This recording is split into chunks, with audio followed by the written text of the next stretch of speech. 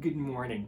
How many times have you been told, just trust your gut, trust your instincts, trust your gut, trust your intuition? Is this good advice or terrible advice? And my quick answer to this is it can be either one. It depends on how well you've trained your intuition and how well you've trained your gut. And I'll give you some examples. There are some people who experience fear with everything. Or they follow the news and they've borrowed fear from the news. Now, if you tell that person to trust their gut, what they're going to do is they're basing their decisions on fear that has come from a terrible source, right? News media is not a great source for information. Research is fantastic. I've got tons of books here with tons of great research in them. And that's fantastic because it's primary research. It's done by experts. News media, and I'm not saying anything bad about them necessarily. I'm just saying don't rely on it. News media, what does it take to become a newscaster? What does it take to become somebody who speaks or talks about news? It just takes someone, generally speaking, it takes someone who's good with words, who is good in front of the camera, or good with talking. Or that's the criteria. It's not somebody who's done all the research themselves. They don't have enough time to do all the research themselves, and that's okay. It is what it is.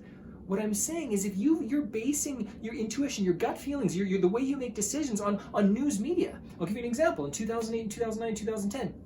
I was buying up real estate. I had other people around me talking about real estate, and a lot of people were terrified of real estate. The market's crashing. Don't buy real estate. It's a terrible investment. Well, if you were listening to the news media, you wouldn't have bought real estate. You'd have trusted your gut, and that wouldn't have served your purposes.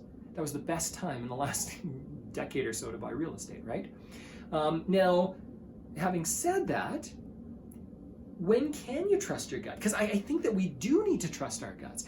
We simply need to train our guts. We need to train our intuition. We need to train our instincts to be accurate. How can you train your instincts to be accurate?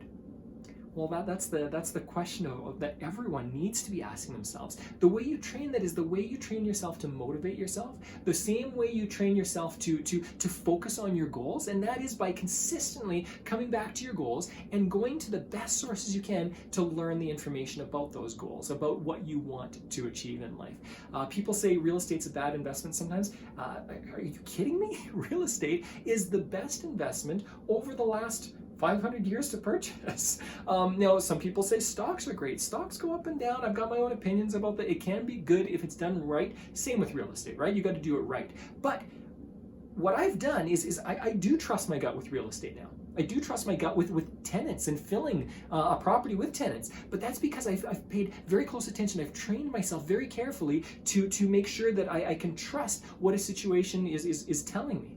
I've trained my gut to pay attention to the right signs. How does somebody dress? How well are they communicating? Are they a little bit shifty with their answers to my questions? Those don't tell me the whole story, but they give me a little insights into everything.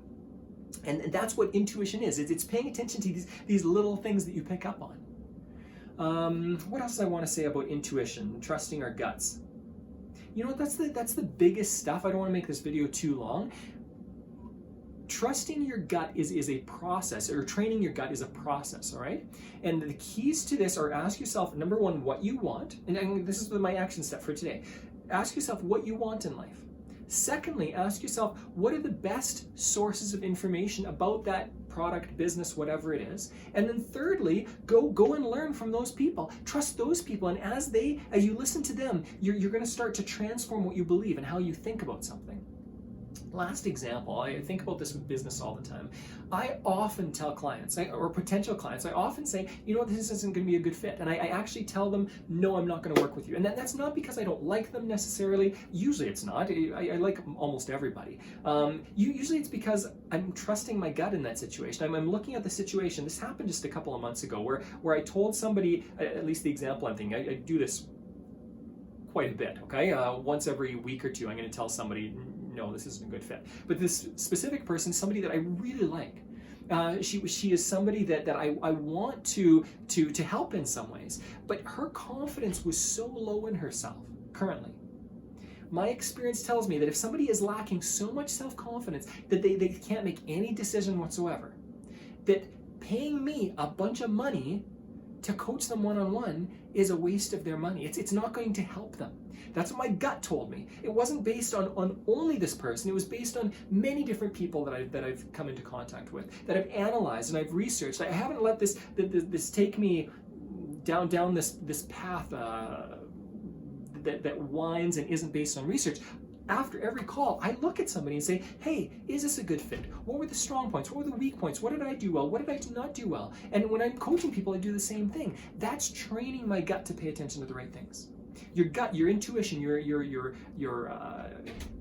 this ability to see something in a different way is basically your subconscious mind.